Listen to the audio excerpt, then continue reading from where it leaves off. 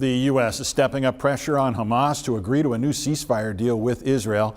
As Nicole Skanga reports, this all comes as Hamas released 2 new videos over the weekend showing American hostages still in custody, but supposedly still alive.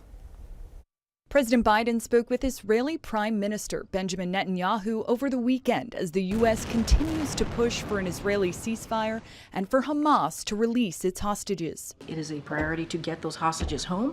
It is a priority to get to a ceasefire and is obviously a priority to get that all-important humanitarian aid into Gaza. The president dispatched Secretary of State Antony Blinken to the Middle East to work with partners on a potential ceasefire. We're addressing it, working on it together with partners throughout the region. Hamas leaders flew to Egypt to discuss the latest proposal from Israel, which includes the group releasing as many as 33 hostages in exchange for a pause in hostilities in Gaza. Hamas has before it a proposal that is extraordinarily generous on the part of Israel.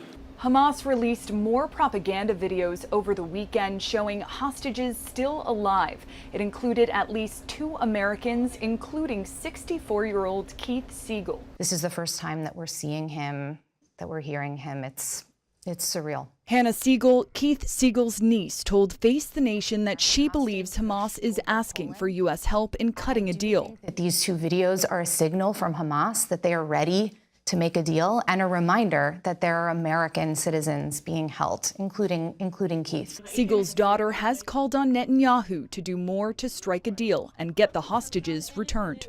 Nicole Skanga, CBS News, the White House. And we saw the Secretary of State at that forum. The Secretary is scheduled to visit Israel this week while trying to seal that ceasefire deal. Meanwhile, pro-Palestinian demonstrations continue on college campuses across the country. Columbia University included. A campus ultimatum came down from officials for student protesters: leave now or be suspended. And so far, students are still demanding their schools divest from Israel.